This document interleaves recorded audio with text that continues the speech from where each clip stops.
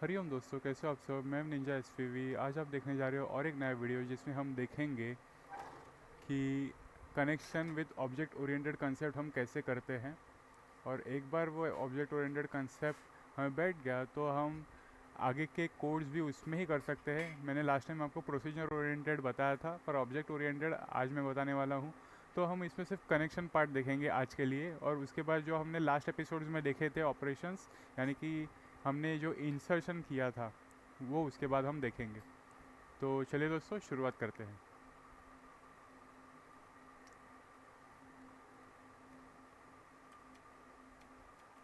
तो ये यहाँ पे मैंने एक फ़ाइल बनाई है, तो आपको याद दिला दूँ कि ये रजिस्ट्रेशन के लिए जो हमने कोड लिखा था लास्ट एपिसोड में, तो वो ये है।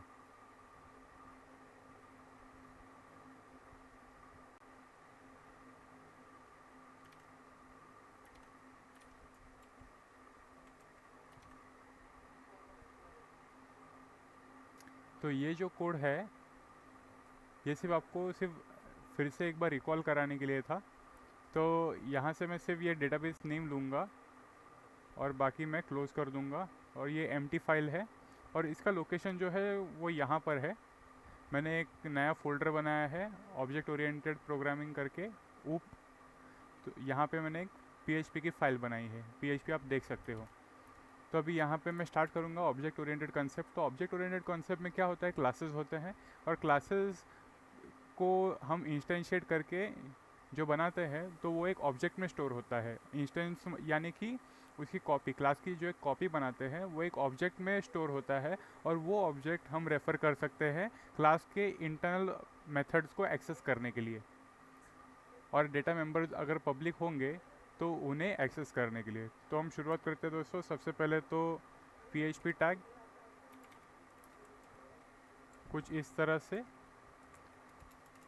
और इसके बाद जो मैं आपको बोल रहा था क्लास, तो क्लास यहाँ पे दूंगा मैं CDB हेल्पर। तो CDB हेल्पर यानी कि डेटाबेस हेल्पर, और यहाँ पर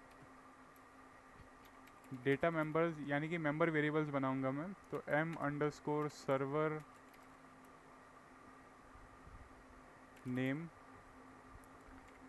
तो यहाँ पे PHP में डॉलर रहता है, और ये जो डेटाबेस में मैंने कॉपी किया था वो नीचे पहले पेस्ट कर देता हूँ, कमेंट कर देता हूँ, जो यूज़ में आने वाला है बाद में। या फिर सबसे पहले मैं इसे ही ऑब्जेक्ट में इंस्टेंशिएट कर देता हूँ कुछ इस तरह से। तो सबसे पहले ऑब्जेक्ट कैसे बनाते हैं, ऑब्जेक्ट किस चीज़ का ऑब्जेक्ट, CDB हेल्पर क्लास का। तो उसे मैं ऐसे बनाऊंगा, और यहाँ पर मैं CDB हेल्पर एक कंस्ट्रक्टर पास करूँगा। तो अभी मैंने कंस्ट्रक्टर बनाया नहीं है, पर यहाँ पे पाँच पाँच नहीं, 4 पैरामीटर्स होंगे कुछ इस तरह से। और जो चौथा पैरामीटर रहेगा उसके अंदर डेटाबेस नेम रहेगा। तो यहाँ पर मैं पहले पैरामीटर बना ही देता हूँ और फिल कर देता हूँ। तो कुछ इस तरह से पैरामीटर रहेंगे। ये होगा यूज़र, ये होगा सर्वर नेम, यहाँ पे होगा यूज़र नेम, यहाँ पे होगा पासवर्ड, और यहाँ पर होगा डेटाबेस नेम। तो सबसे पहले तो यहाँ पे जो है मेंबर वेरिएबल सेम बना देते हैं। तो यहाँ पे रखूँगा सर्वर यूज़र नेम, यहाँ रखूँगा सर्वर यूज़र पासवर्ड। तो यहाँ पे मैंने m किया है क्योंकि मुझे ये मेंबर वेरिएबल जो है रिप्रेजेंट कराने हैं, इसलिए। तो यहाँ पे यहाँ दूंगा डेटाबेस नेम। तो अभी आती है कंसेप्ट कंस्ट्रक्टर की। तो कंस्ट्रक्टर में सबसे पहले जब हम इंस्टेंशिएट करते हैं तभी कंस्ट्रक्टर क्रिएट होता है। तो तभी ऑब्जेक्ट क्रिएट होता है जब हम कंस्ट्रक्टर को बनाते हैं। तो कंस्ट्रक्टर कैसे बनाते हैं वो हम अभी देखेंगे। तो कंस्ट्रक्टर कुछ हम इस तरह से बनाते हैं, public function double underscore construct. तो ये कंस्ट्रक्टर हुआ। तो दोस्तों ये कंस्ट्रक्टर अगर एम्प्टी रहता तो ये भी एम्प्टी रहता, पर यहाँ पे हमने पैरामीटर फिल किए हैं इसलिए हमें यहाँ पर पैरामीटर देने होंगे। तो यहाँ पे 4 पैरामीटर है, तो हम यहाँ पे 4 पैरामीटर डालने होंगे। तो सबसे पहले हमें यहाँ पे डिफाइन करना होता है, पर हमें वैल्यूज़ पता थी तो हमने डायरेक्टली फिल कर दिए हैं ऑब्जेक्ट में ही, ऑब्जेक्ट बनाते समय ही। तो यहाँ पर INSTR सर्वर नेम, ये फर्स्ट पैरामीटर। फिर INSTR सर्वर यूज़र नेम, उसके बाद INSTR सर्वर पासवर्ड, इसके बाद INSTR सर्वर डेटाबेस नेम। तो ये हमारा पैरामीटर का फील्ड यहाँ पे फिल हो गया, पर हमने वो पैरामीटर यूज़ करने हैं मेंबर वेरिएबल में। तो कभी भी आप डॉलर साइन जब यूज़ करते हो मेंबर वेरिएबल में और यहाँ पर कंस्ट्रक्टर में रेफ़र करते हो, तो आपको दिस कीवर्ड का यूज़ करना होता है। तो दिस क्या होता है, जो आपके करंट लाइन को इंडिकेट करता है या फिर रेफ़र करता है। तो करंटली हम किसे रेफ़र कर रहे हैं, ये मेंबर वेरिएबल को। तो मेंबर वेरिएबल को रेफ़र करने के लिए हम डॉट ऑपरेटर का यूज़ नहीं करेंगे, जैसे ये डॉट ऑपरेटर रहता है वो यूज़ नहीं करेंगे, क्योंकि PHP ऑब्जेक्ट ओरिएंटेड कंसेप्ट में आ गए हैं हम। तो इसमें हम एरो साइन यूज़ करते हैं कुछ इस तरह से, जो कॉन्कैट ऑपरेटर का ही यूज़ करता है किसी चीज़ को रेफ़र करने के लिए या फिर एक्सेस करने के लिए। तो कॉन्कैट मैंने वर्ड बोला, पर कॉन्कैट यहाँ पे मीनिंग डिफरेंट है, रेफ़र करने के लिए होता है यहाँ पर। तो दिस कीवर्ड का यूज़ करके एरो ऑपरेटर कुछ इस तरह से, और फिर मेंबर वेरिएबल को यूज़ किया। अभी इसके बाद हम क्या करेंगे, ये जो पैरामीटर है एज इट इज़ हम यहाँ पे इसे रेफ़र करा देंगे, जो इसकी वैल्यू है वो ये मेंबर वेरिएबल में स्टोर होनी चाहिए। तो अभी मैं क्या करूँगा, ये इसका रेप्लिका बनाऊँगा और जो हमने यहाँ पे मेंबर वेरिएबल बनाया है वो यहाँ पे डायरेक्टली पुट करूँगा। इसे बोलते हैं प्रोडक्टिविटी। तो प्रोडक्टिविटी को हम ज़्यादा इंटेंसिटी में स्पीड दे रहे हैं, तो इसलिए हमने डायरेक्टली पहले रेप्लिका बनाया और बाद में ये जो वेरिएबल्स है उसे यूज़ करना चाहा कुछ इस तरह से। तो दोस्तों जब आप ये करोगे तो आपको एहसास होगा कि ये कितना फास्ट आपका प्रोसेस हो गया। ये एक बार हो गया, तो इसके बाद हमें क्या करना है दोस्तों, डेटाबेस का कनेक्शन करना है। तो डेटाबेस का कनेक्शन हम कैसे करेंगे, सबसे पहले तो डेटाबेस जो है वो हमें मिल गया। तो डेटाबेस ये है, पर हमने अभी कनेक्शन का वेरिएबल बनाया नहीं। तो कनेक्शन का भी एक वेरिएबल बना लेते हैं कुछ इस तरह से, MDB कनेक्शन। तो ये हमारा कनेक्शन वेरिएबल बन गया और मैंने सेव भी कर दिया, क्योंकि आपका प्रोजेक्ट जो है आप जो लिख रहे हो वो मेमोरी में स्टोर्ड हो सिस्टम के। तो एक बार ये आ गया, तो इसके बाद फिर से मुझे रेफ़र कराना है कुछ इस तरह से। और अभी जो हमने प्रोसीजर ओरिएंटेड में हमने क्या किया था, हमने डायरेक्टली एक वेरिएबल था कनेक्शन करके, उस कनेक्शन में हमने क्या किया था, MySQLi करके _connect ऐसे लिखा था। पर हम यहाँ पे ऑब्जेक्ट ओरिएंटेड कंसेप्ट लिख रहे हैं, तो इसलिए हमें ये नहीं लिखना है, हमें डायरेक्टली MySQLi ऐसे लिखना पड़ता है। ये एक बार हो गया। इसके बाद जो भी मेंबर वेरिएबल्स हमने बनाए हैं, तो ये मेंबर वेरिएबल्स को हम यहाँ पे पास करेंगे।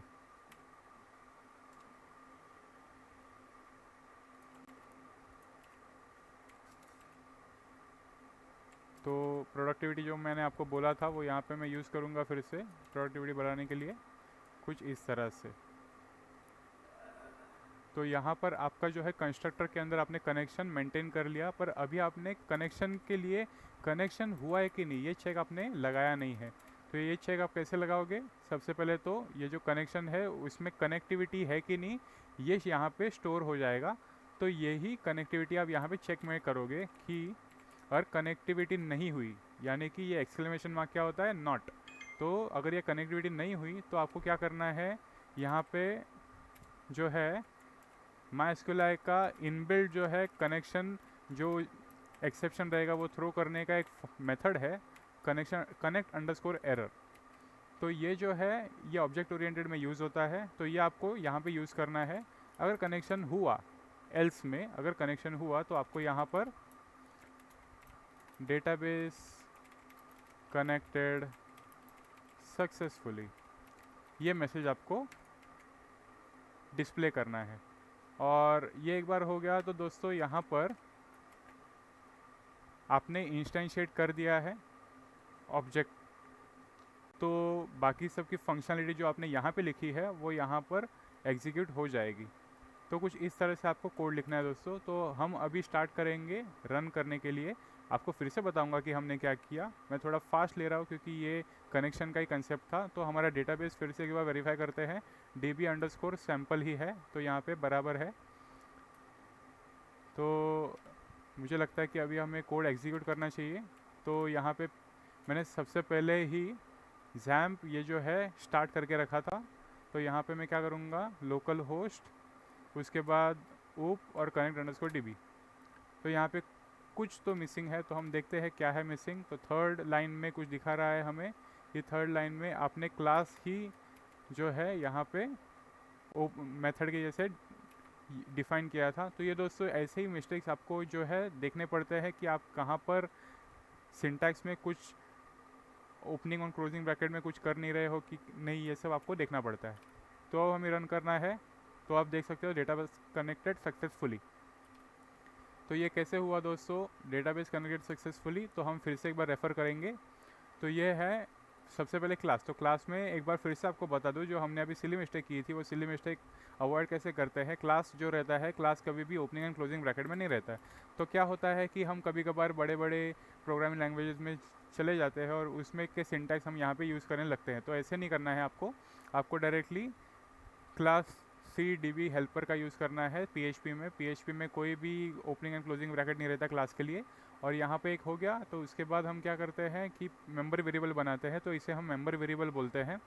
और यहाँ पर हम क्या करते हैं कि पब्लिक यानी कि उसका एक्सेस मॉडिफायर, कि क्लास में सभी जगह पे वो अवेलेबल हो, तो इसलिए हम पब्लिक यूज़ करते हैं। और बाहर भी उसका यूटिलाइजेशन हो, इसलिए हम पब्लिक यूज़ करते हैं।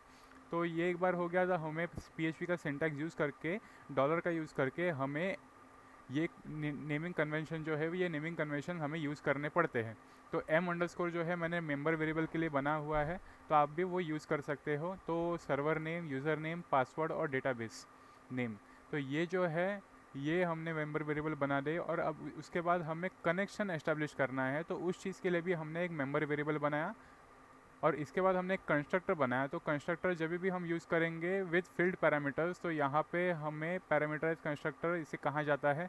तो ये पैरामीटराइज कंस्ट्रक्टर को हमें यहाँ पे कुछ इस तरह से यूज़ करना पड़ता है एक ऑब्जेक्ट में स्टोर करने के लिए उसकी वैल्यूज़। तो एक बार हमें क्या करना पड़ता है, कंस्ट्रक्टर का सिंटैक्स हम देख लेते हैं। पब्लिक फंक्शन __ है ये। तो __ कंस्ट्रक्ट, तो ये कंस्ट्रक्टर का सिंटैक्स है PHP में ऑब्जेक्ट ओरिएंटेड कंसेप्ट के बेस पर। तो इसके बाद हम क्या करते हैं, इनपुट आर्ग्यूमेंट्स यानी कि इनपुट पैरामीटर्स हम यहाँ पे कुछ इस तरह से मेंटेन करते हैं। और एक बार ये क्रिएट हो गया तो इसके बाद हम क्या करेंगे, जो मेंबर वेरिएबल हमने ऊपर बनाए थे वो मेंबर वेरिएबल को हम यहाँ पे दिस कीवर्ड का यूज़ करके रेफ़र करेंगे। और ये एक बार रेफ़र हो गया तो उसके अंदर हम इनपुट पैरामीटर्स जो हम कंस्ट्रक्टर में दे रहे हैं वो यहाँ पे पास करके डेटा मेंबर्स में स्टोर करेंगे। तो ये एक बार हो गया दोस्तों। तो इसके बाद हमें server name, user name, password और डेटाबेस नेम कुछ इस तरह से मिलेंगे।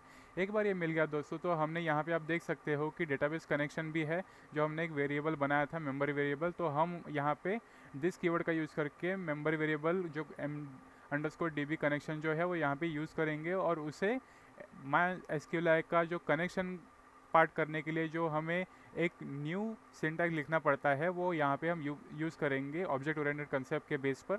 और कुछ इस तरह से हम क्या करेंगे, जो वेरिएबल हमने यहाँ पे यूज़ किए थे इंटरनल पैरामीटर्स यानी कि इनपुट पैरामीटर्स पास करके जो मेंबर वेरिएबल में स्टोर करने के लिए, वो यहाँ पे मेंबर वेरिएबल को ही हम रेफ़र करेंगे न्यू MySQL के अंदर एज अ पैरामीटर। तो यहाँ पे क्या होगा, server name, user name, password और डेटाबेस नेम। तो ये एक बार हो गया दोस्तों। तो इसके बाद हम क्या करेंगे कि ये जो DB कनेक्शन जो है, ये मेंबर वेरिएबल, तो ये मेंबर वेरिएबल जो है दिस कीवर्ड का यूज़ करके ही हम यहाँ पे यूज़ करने वाले हैं। और एक बार ये यूज़ किया तो उसके बाद हमें इफ़ कंडीशन में चेक देना है कि ये कनेक्शन एस्टेब्लिश हुआ कि नहीं। तो हम सबसे पहले केस क्या करते हैं कि ये कनेक्शन जो है वो फॉल्स ही है। अगर फॉल्स मिला तो ये जो सर्वर डेटाबेस सर्वर का जो कनेक्शन एरर है इंटरनल, वो हमें डायरेक्टली बता देगा कि कनेक्शन का एरर क्यों आया और कहाँ पे आया। तो ये एक बार हमें मिल गया। तो डाई कीवर्ड उसके लिए ही यूज़ होता है दोस्तों। आप एको का भी यूज़ कर सकते हो, पर मैंने डाई कीवर्ड का यूज़ किया क्योंकि ये इनबिल्ट फंक्शन है और ये डायरेक्टली हम यूज़ कर सकते हैं थ्रो एक्सेप्शंस को डिटरमाइन करने के लिए। तो इसके बाद अगर कनेक्शन एस्टेब्लिश हुआ तो कनेक्टेड, डेटाबेस कनेक्टेड सक्सेसफुली, ये हम एको करेंगे। यहाँ पे डाई कीवर्ड यूज़ नहीं कर सकते, क्योंकि डाई कीवर्ड जो है एक्सेप्शन जो थ्रो होता है उसे चेक करने के लिए होता है, उसको डिस्प्ले करने के लिए होता है। एको जो रहता है वो डायरेक्टली हम जो है प्रिंट करने के लिए, जो हमें मैसेज प्रिंट करना है स्क्रीन पर, उस चीज़ के लिए हम यूज़ करते हैं। ये एक बार हो गया दोस्तों। तो यहाँ पे हम ऑब्जेक्ट बनाएंगे, ऑब्जेक्ट क्लास को इंस्टेंशिएट करेंगे और वो ऑब्जेक्ट में स्टोर करेंगे। ये ऑब्जेक्ट में जो रहता है कंस्ट्रक्टर एज अ पैरामीटर हमने पास किया, तो यहाँ पे हम पैरामीटर जो है server name, user name, password और डेटाबेस नेम कुछ इस तरह से पास करेंगे। ये एक बार हो गया। तो आपको सेव करना है दोस्तों। एक बार सेव हो गया, सेव होने के बाद आपको आपका जैम कंट्रोल पैनल जो है, या फिर वैम्प रहेगा या फिर लैम्प रहेगा, वो आपको स्टार्ट करना है। स्टार्ट करने के बाद आपको आपके लोकेशन को देखना है कि आपका लोकेशन htdocs के अंदर कौन से फोल्डर के अंदर है। तो htdocs के बाद जो फोल्डर आपको मिलता है उसी लोकेशन में आपको एक्सेस करना है, कुछ इस तरह से लोकल होस्ट ओ कनेक्शन, आपका फाइल का नेम यानी कि connect_db.php। ये एक बार आपने कर दिया तो एंटर करोगे तो आपको डेटाबेस कनेक्टेड सक्सेसफुली मिलना चाहिए। अगर कनेक्शन सक्सेस हुआ तो, अगर कनेक्शन सक्सेस नहीं हुआ यानी कि फॉल्स हुआ, तो आपको उसका एक्सेप्शन जो आएगा वो यहाँ पे प्रिंट होना चाहिए। तो इस चीज़ की वजह से आपको पता चलेगा कि आपको क्या करना है। आप उसे सॉल्व करोगे, सॉल्व करने के बाद ये ट्रू हो जाएगा कनेक्शन, और यहाँ पे आपको डेटाबेस कनेक्टेड सक्सेसफुली डिस्प्ले होगा। तो ये कब होगा दोस्तों? अगर आपने डेटाबेस PHP-MyAdmin में बनाया होगा तो सबसे पहले मैं ये आगे के एपिसोड में मैं फिर से नहीं बताऊंगा, ये पहले के एपिसोड में बता चुका हूँ। पहले आपको डेटाबेस बनाना होगा, उसके बाद ये कोड लिखना होगा। एक बार ये कोड लिख दिया और डेटाबेस में सब फील्ड है पहले से ही, यानी कि डेटाबेस आपने बनाया हुआ है और टेबल उसके अंदर आपने बनाया होगा, तो अच्छी बात है, यानी कि आपका सब स्ट्रक्चर रेडी है। ये एक बार हो गया तभी ये आउटपुट आपको मिलेगा। तो दोस्तों आज के लिए इतना ही। तो उम्मीद करता हूँ दोस्तों आज का वीडियो आपको बहुत अच्छा लगा होगा, और आज के वीडियो के लिए लाइक, शेयर और सब्सक्राइब बटन आप दबा दो, और उसके बाद सारे लोगों को शेयर भी कर दो। और ज़्यादा से ज़्यादा आप जितना देखोगे उसको आप जो कोडिंग का स्किल्स है आप रिफाइन कर पाओगे। और यहाँ पे आज हमने देखा ऑब्जेक्ट ओरिएंटेड कंसेप्ट, और इस कंसेप्ट में आपने देखा कनेक्शन। तो ये कनेक्शन जो है ये रीयूजेबल बनाया हुआ है, और इसी क्लास को हम बाकी के कोड में भी यूज़ कर सकते हैं। वो कैसे करेंगे तो ये पार्ट बाय पार्ट देखेंगे। सबसे पहले तो हमने अभी क्या किया, कनेक्शन किया, उसके बाद हम रजिस्ट्रेशन का भी देखेंगे। ओके दोस्तों, मिलते हैं आगे के वीडियो में। हरिओम।